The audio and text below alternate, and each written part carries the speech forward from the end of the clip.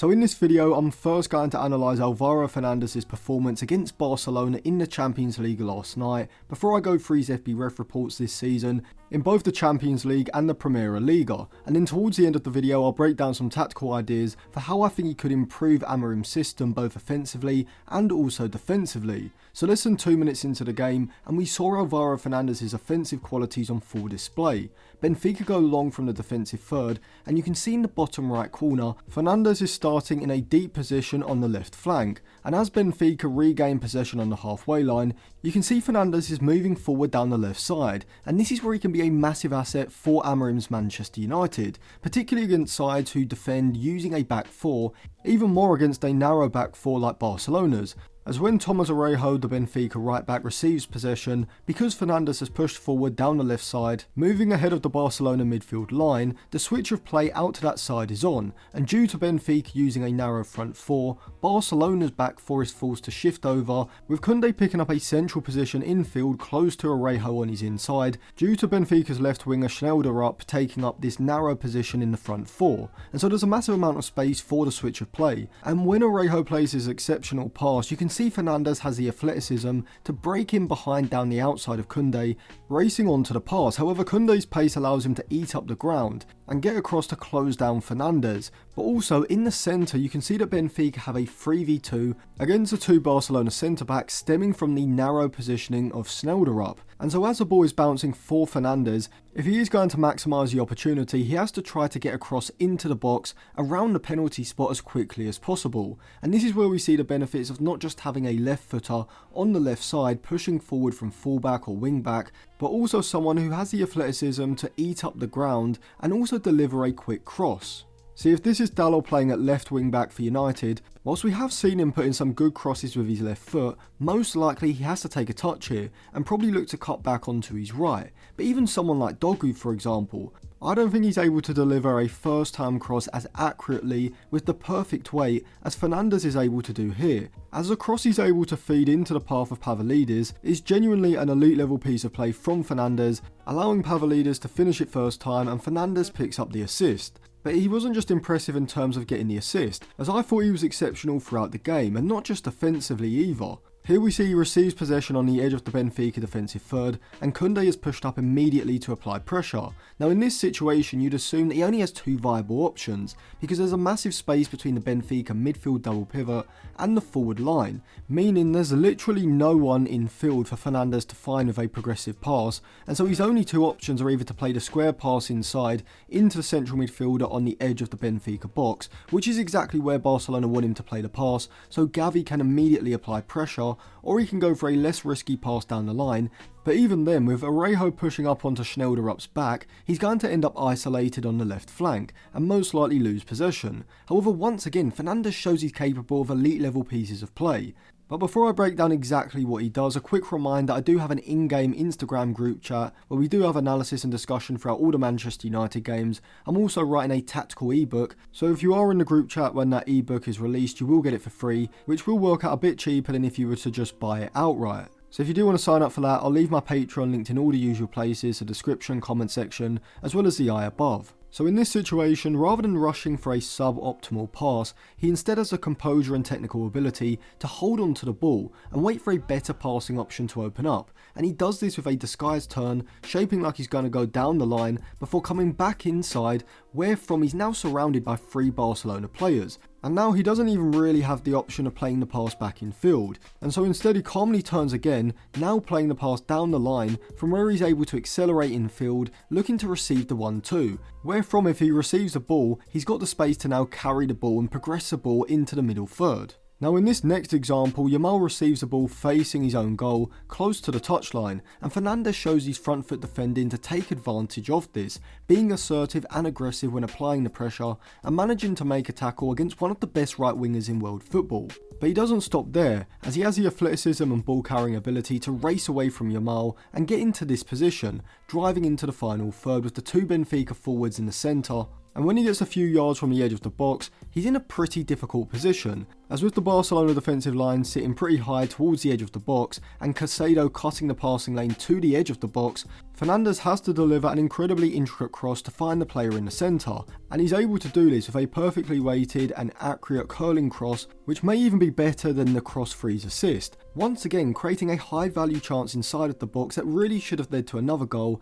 and another assist. From a defensive point of view, there were multiple times in the game where Fernandez showcased his anticipation, reading of the game and decisiveness to step out of the back line and jump in front of a Barcelona attacker in order to make an interception, or just being able to react quickly in order to get to a loose ball. But also, through watching him this season, I've also noticed he's very switched on positionally at the back post, tucking inside alongside the left-sided centre-back on his inside, often getting his body position perfect, being open to where he can scan in front and over his shoulder, in order to be aware of and track any movements in behind or in front of him. But his pass selection has also improved significantly, even from last season, showing that he now has the maturity to play in the Premier League. In this example, most players would take the easy pass, straight up the line to Schneiderup, who most likely with Orejo on his back gets put under pressure immediately and boxed in, potentially losing possession. But Alvaro Fernandez recognises this, and he shapes like he's going to play the pass down the line before closing his hips on the ball and playing the pass on the inside of Orejo, straight into the feet of Pavlidis,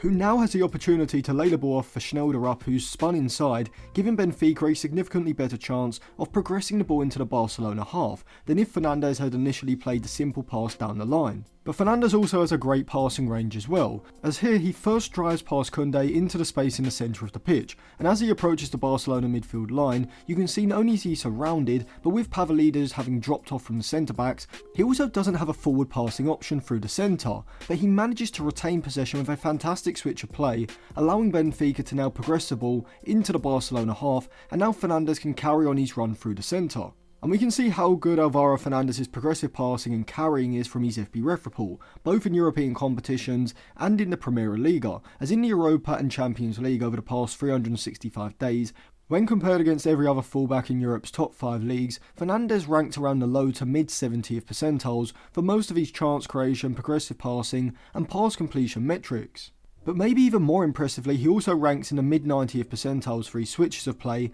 as well as the 80th for his through balls, which may come as a bit of a surprise because you usually think of Fernandez more as a progressive carrier than a progressive passer, but his ball carrying and dribbling metrics are even more impressive, as he ranks in the 93rd percentile for the volume of take-ons he's completed, in the just over 700 minutes that he's played in European competitions over the past 365 days, along with the top 1% for the percentage of those take-ons he completes. And even though his ball carrying metrics aren't as high, they still look very good, and in the Primera Liga he ranks around the 85th to 90th percentile range for those metrics, and even higher for his progressive passing, chance creation, and also his goal scoring metrics as well, showing that in a possession dominant side, Fernandez can produce a very high level of output when it comes to his dribbling, ball carrying, progressive passing, chance creation, and even goal scoring himself, having shown his shooting ability from range this season, and in general his overall decision making and pass selection is very good for a fullback of his age, consistently being able to retain possession with efficient passes, either to progress the ball forward or just keep the play moving.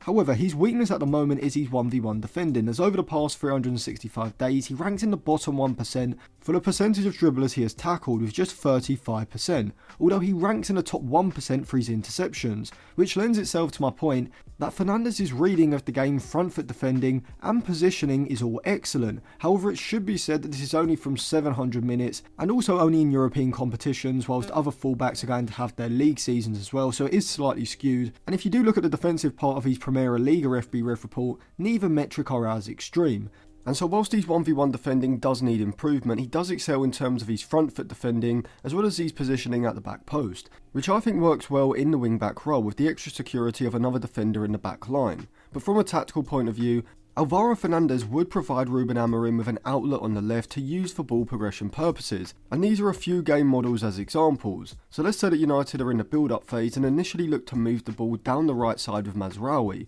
while the opposition are going to shift their defensive shape over to that side in order to condense the space and stop United playing through them. With Ahmad dropping deep on the right flank to open up a passing lane from Mazraoui, this will hopefully force the opposition to push their fullback high and even their left-sided centre-back high as well, in order to pick up Bruno Fernandes sitting in behind their advanced fullback. With Mainu, Ugarte and De Ligt all holding deeper positions around the edge of the box, this should also force the opposition's right-sided midfielder and central midfielder on his inside to shift over to the right, which is going to open up more space on United's left side, with Alvaro Fernandez then holding a wide position, moving goal side of the opposition's midfield line, meaning that when Ahmad is able to receive possession and cut inside onto his left foot, he can either look for an incisive pass into the feet of the forward line. In this example it would be Xerxes dropping towards the ball, or he could look to exploit the space on the far side using Alvaro Fernandez's athleticism with a long ball switching play, wherefrom Fernandez has the capabilities to bring the ball down under control and then drive into the space, having got goal side of the opposition's right-sided midfielder on that side, progressing the ball into the middle third and the opposition's half, and this is incredibly hard for the opposition to stop, unless they negate Ahmad's ability to play the pass in the first place. Alternatively, rather than Ahmad being the one to switch play, United could instead use Andre Onana, who definitely has the long passing ability for this, and by United dropping their midfield double pivot deep, pushing their central centre-back to the edge of the box, and having their two interior forwards dragging the opposition's fullbacks narrow and high, Onana can beat the press with one simple lofted pass out to Alvaro Fernandez, who once again can bring the ball down under control and carry the ball forward. But this isn't just possible in the build-up phase when looking to progress the ball into the middle third, but also in the middle third looking to work the ball into the final third. Amorim's side would just have to be a bit clever about how they work the space and the ball in order to open up the opportunity. And they could do it through having one of the back three bouncing the ball into Bruno Fernandes, dropping off from the half space area with his back to goal, then bouncing the ball back inside into Ugarte, wherefrom Amorim could use coordinated movements in the forward line to either open up the space for a run in behind centrally, or to create space for Fernandes to drive into down the outside. And that could be done by having Xerxes drop off in behind the opposition's midfield line, dragging a centre-back out of the back line, creating the space for the interior forward on his outside. I've just used Cunha in this example to make a diagonal run into, which will work to provide United with a runner into a central position in behind the back line, with Cunha looking to break and get goal side of his fullback. However, if the fullback is diligent in getting narrow and tracking Cunha's movement, against the back four, this would then open up further space wide of the back line for Alvaro Fernandez to bomb into, looking to receive a long switch of play like he did for his assist against Barcelona, and compared to what United currently have in the left wing back area, Fernandes is going to be significantly more effective when he's able to drive into the final third. So those are just a few patterns of play that Amorim could use to get the best out of Alvaro Fernandez and progress the ball up the pitch efficiently. But overall, considering the minimal cost, his skill set in terms of his front foot defending, ball progression through his passing, ball carrying and dribbling, his output in the final third, and his performances this season, particularly in the Champions League, I think signing Alvaro Fernandez for what effectively would be around £8.5 million considering the buyback and sell-on clauses is a complete no-brainer, compared with paying upwards of £30 million for someone like Patrick Dorgu, who I don't even think on current ability is as good as Alvaro Fernandez, nor is his skill set as refined as the Spaniard. So let me know what you think of Alvaro Fernandez in comparison to Patrick Dorgu. You can sign up for my in-game Instagram group chat and also get the ebook when it's out for free by signing up to my Patreon, so I'll leave that linked on the end screen now.